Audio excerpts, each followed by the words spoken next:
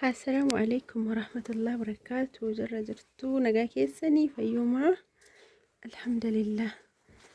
Nagaa kootiin na jalqaba irratti viidiyoo koo laayikii godhaan isiniin jedha subhaanuu. Akkuma argitan carqii gosa garaagaraa isiniif deeraa namoonni ajajachuu barbaadan ajajadha. Akkasuma meeshaa garaagaraa illee namoonni barbaadan ganna kana ajajadhaan isiniin jedha inshallah. Meeshaa mana keessa jechuudha kamiyyuu kan barbaadan. Kun carqii arabiyaa majlisiisti tajaajilaan kan hojjetamedha. Takka beebii qabaa. Kun immoo akkasuma namoonni barbaadan jira. Bismillah, kaameraan garuu bareechaa hin jiru. Kaameraan koo ta'eera. Kunis qayyaree jira.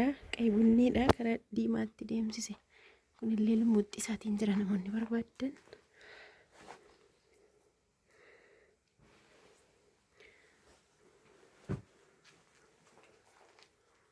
Maggaarajaa namoonni ittan maggaarajaan safaraanii kan maskootii yoo rakkoo hin qabu amma ta'e tilmaamaan godhamu kan barrii garuu dirqama safara barbaadan isin jedha.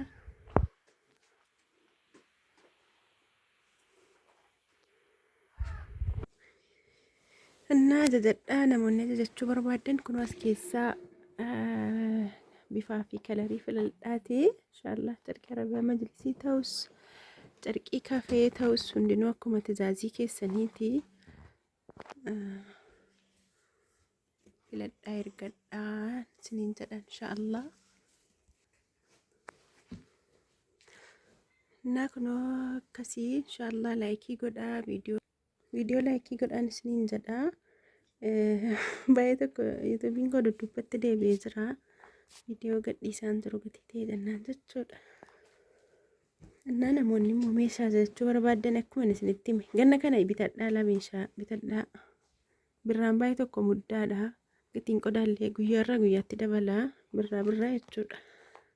Amma ta'e bareedaadha.